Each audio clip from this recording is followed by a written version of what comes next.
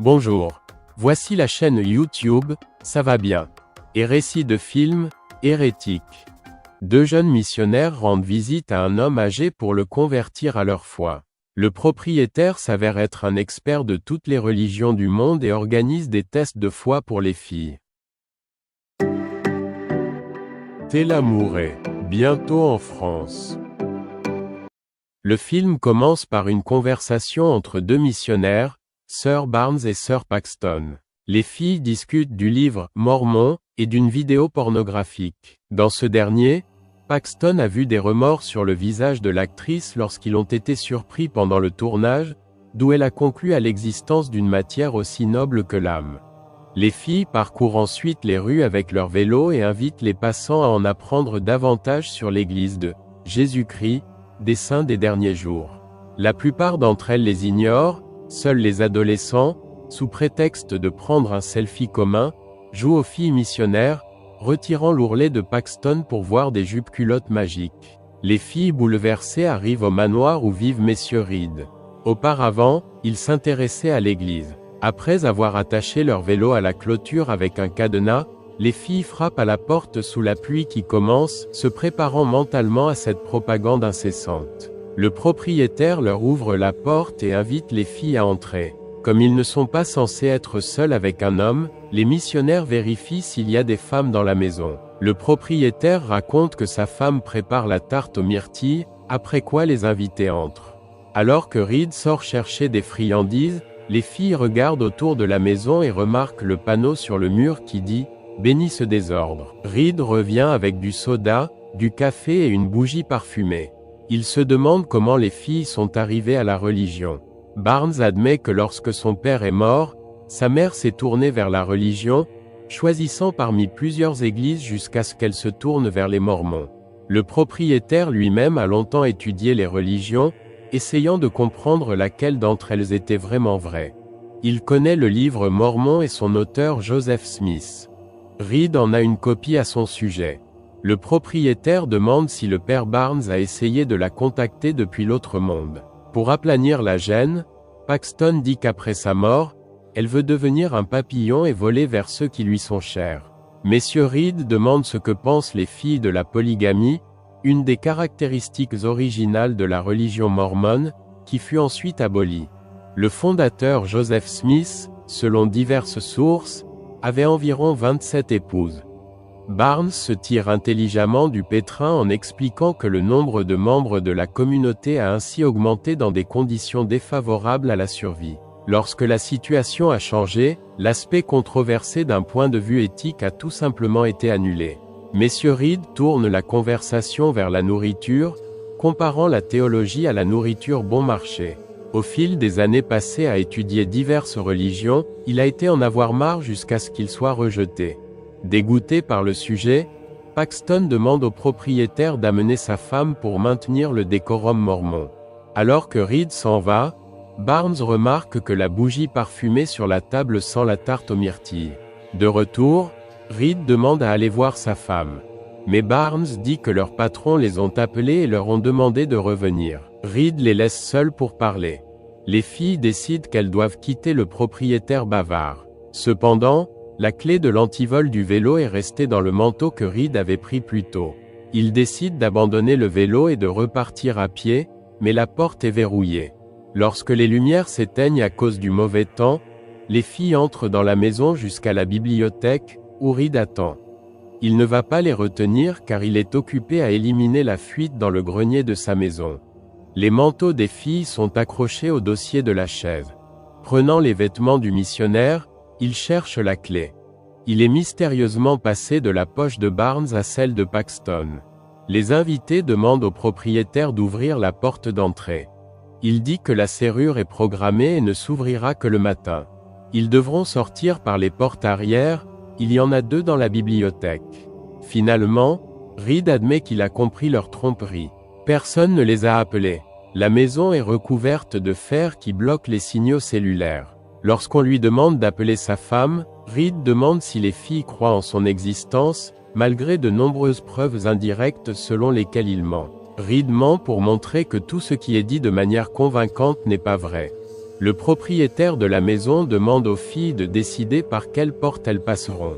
Barnes ouvre une porte, regarde à travers, puis la ferme et s'approche de l'autre. Derrière c'est un escalier menant au sous-sol.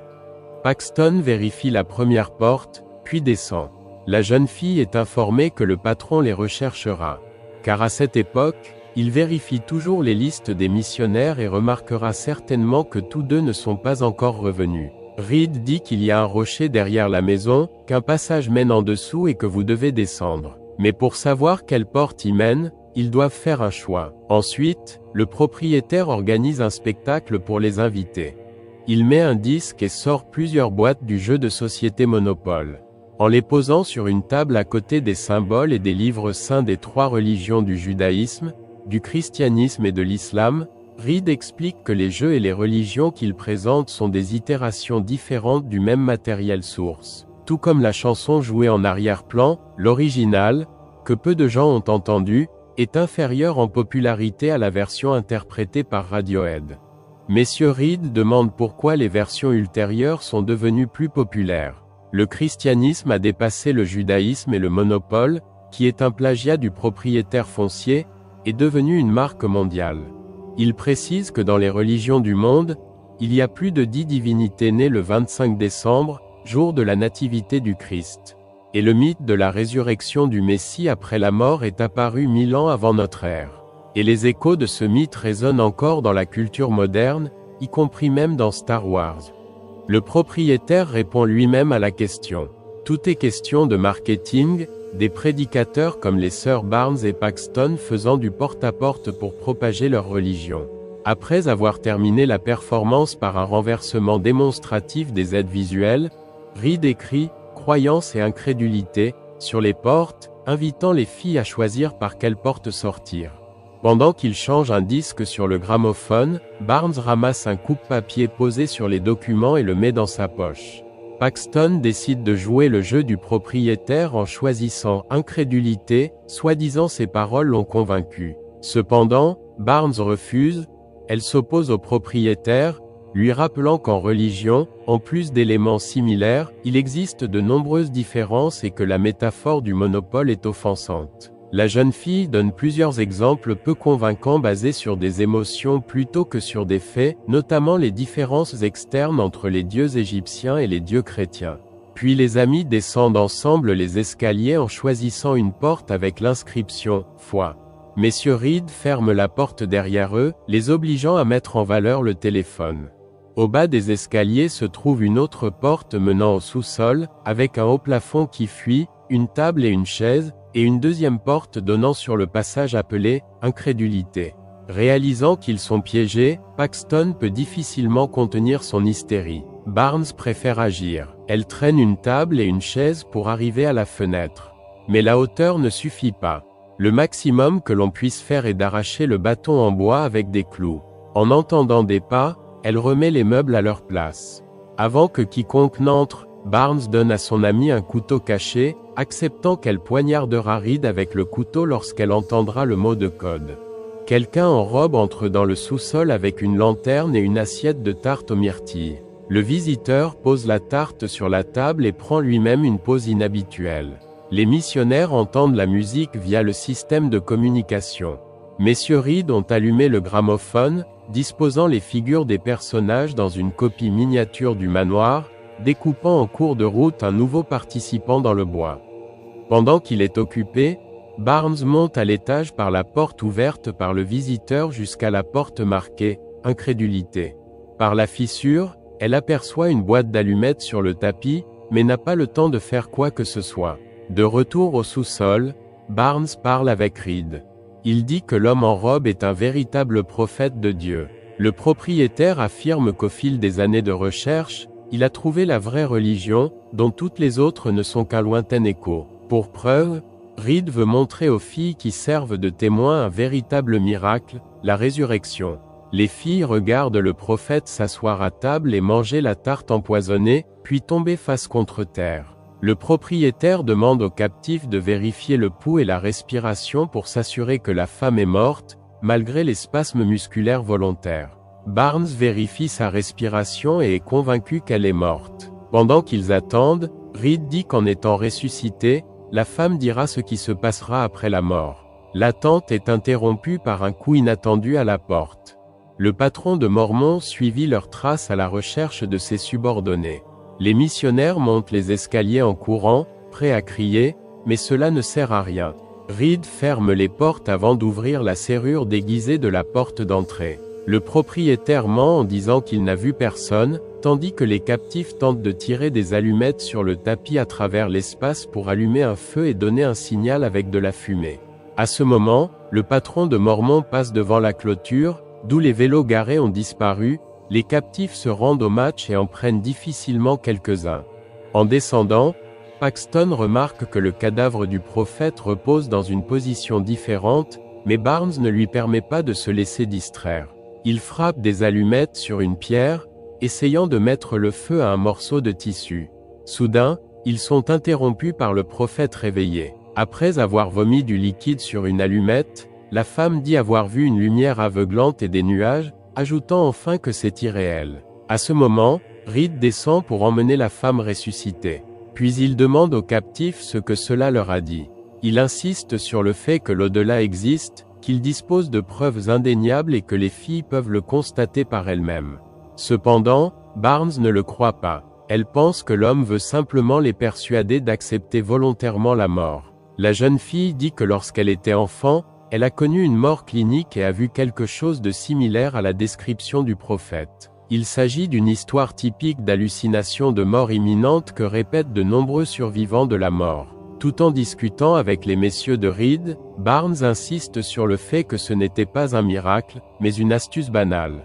Tout comme des jupes-culottes magiques. Après cette phrase, la lame du couteau lui coupe la gorge, mais ce n'est pas Paxton qui a coupé Reed, mais il a lui-même coupé le têtu Barnes. En regardant son ami saigner, Paxton panique et tente de s'échapper, mais la porte à l'étage est verrouillée. De retour, elle voit Reed, qui la convainc que son ami va désormais être ressuscité. Lorsque cela ne se produit pas, il lui fait une coupure au bras, là où la cicatrice est visible, et retire un corps étranger de la plaie. L'homme dit que c'est tout le problème. Barnes n'est pas vraiment réel, c'est un programme, c'est pourquoi elle ne ressuscitera pas. Il explique que le monde est soumis au concept du Tao, à savoir, il parle du rêve du papillon, respectivement, ils vivent dans une simulation, se réveillant dans le monde réel après la mort, puisque le programme de Barnes n'a jamais réellement vécu, alors il n'existe pas dans la réalité et n'a donc pas été ressuscité. Paxton n'y croit pas. Elle critique l'hypothèse en affirmant que l'implant est un contraceptif hormonal. La jeune fille croit qu'il n'y a pas eu de résurrection. Reed a réussi un tour avec un cadavre, remplaçant le cadavre de la femme par un double vivant pendant que les captifs recevaient des allumettes. Cependant, lorsque la Gazette a ajouté un impromptu sur l'irréalité à son discours préparé, cela a forcé l'hôte à improviser, proposant une version de simulation à la volée. Le propriétaire s'y oppose et dit qu'il doit alors y avoir une autre sortie au sous-sol et propose de la trouver. Paxton, attentif, remarque un drain sous la table où l'eau tombant du plafond s'écoule. Elle déterre une trappe camouflée menant à un tunnel par le bas. Reed propose de descendre et de voir par lui-même si elle a raison ou tort. Il dit aussi que là-bas, la seule vraie religion l'attend. Paxton descend et trouve un cadavre gisant dans une flaque d'eau. Reed ferme le couvercle derrière elle, la forçant à avancer. La jeune fille traverse plusieurs pièces séparées par des portes portant des symboles de différentes religions, puis se heurte à une porte verrouillée par un cadenas à vélo. Elle sort une clé de la poche de son manteau, réalisant que Reed avait tout planifié à l'avance, même le fait qu'elle, et non Barnes, serait là. Derrière la porte se trouve une pièce aux cages exiguës où croupissent d'autres captifs jouant les rôles de prophètes. Le propriétaire lui-même descend par un autre passage pour les nourrir. Paxton admet qu'elle a compris son plan astucieux pour l'attirer dans un piège et brouiller ses traces. Tout cela pour que ceux qui sont déçus par toutes les religions puissent transmettre une simple pensée au jeune esprit. La seule vraie religion est le contrôle. Tella Mouret, bientôt en France. Reed confirme sa supposition. Absolument toutes les religions ont été inventées par certaines personnes afin d'en contrôler d'autres. Il dit à la fille qu'elle a été contrôlée toute sa vie, contrôlant tout ce qu'elle fait, ce qu'elle mange et même quelle jupe-culotte elle porte. À ce moment, Paxton se souvient du couteau et l'utilise pour couper le cou du propriétaire. Laissant Reed saigner, la jeune fille court vers la sortie, mais son errance dans les couloirs déroutants l'amène à nouveau au sous-sol, où repose le corps sans vie de son collègue, avec qui ils ont prêché ensemble. Là, elle rencontre Reed blessé, qui poignarde la jeune fille au ventre avec un couteau. Reed demande moqueusement à Paxton de prier. Elle lui parle de l'expérience. Le groupe de patients a été divisé en 2 groupes, certains ont fait l'objet de prières, d'autres non. Comme prévu, les prières n'ont apporté aucun résultat. Cependant, selon la jeune fille, la prière est une manifestation du souci de quelqu'un d'autre. Elle commence à prier pour eux alors que Reed, blessé, rampe vers elle pour la poignarder davantage. Après lui avoir mis un couteau sous la gorge, l'homme est frappé au visage avec un bâton muni de clous. Barnes, précédemment blessé, reprit ses esprits et se vengea. La jeune fille meurt dans les bras de son ami sauvé. Laissant les morts au sous-sol, Paxton monte à l'étage où, après avoir étudié l'agencement de la maison, il trouve une issue. La jeune fille marche dans la neige immaculée jusqu'à l'aube de sa nouvelle vie. Courbée par la douleur, elle remarque un papillon hors saison qui se pose sur sa main, exactement comme Paxton rêvait de le faire après sa mort. Soudain, le papillon disparaît, comme une hallucination mourante d'un cerveau mourant. Le film se termine sur cette note intrigante. Si vous avez aimé la vidéo et souhaitez plus de contenu comme celui-ci, n'hésitez pas à aimer, commenter et vous abonner, et n'oubliez pas de cliquer sur la cloche. Ces 4 étapes simples vous aideront à promouvoir mes vidéos, car c'est ainsi que fonctionnent les algorithmes de YouTube et cela me motivera à créer des vidéos plus intéressantes pour vous. Merci d'avoir regardé et à bientôt sur la chaîne YouTube Ça va bien.